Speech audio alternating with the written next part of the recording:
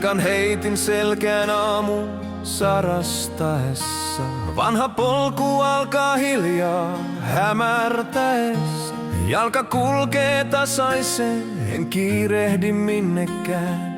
Kompassina sydän, suunta vie vain pohjoiseen.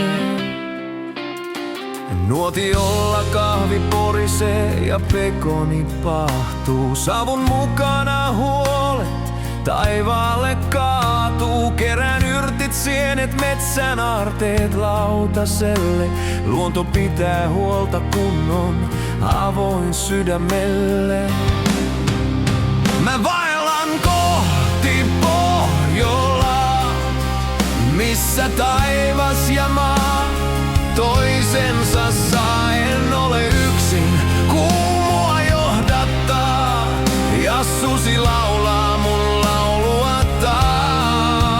Joen rannassa kitara soi ja tähdet kertoo, hän siellä on noi. Pohjolan kaunotar mua odottaa, matkani päässä hän seisoa saa. Illan tullen tuli loi mua ja sävelet soi. Joessa heijastuu yö, kun rauha mun luottoi. Sormet soittaa hiljaa, sydän laulaa mukaan. Ja jostain kuuluu ulvonta kuin ystävä sukuaan. Susi vastaa säveliin, ei pelkoa, ei vaaraa. Metsän väki kuuntelee, ei tarvita sanaa. Kuun alla soi soitto, 2 ääntä ja maa. Ja tunnen, en ole yksin, en hetkeäkään. Mä vaellan kohti Pohjolaa, missä taivas ja maa toisensa saa. En ole yksin, kun mua johdattaa ja susi laulaa mun lauluataa.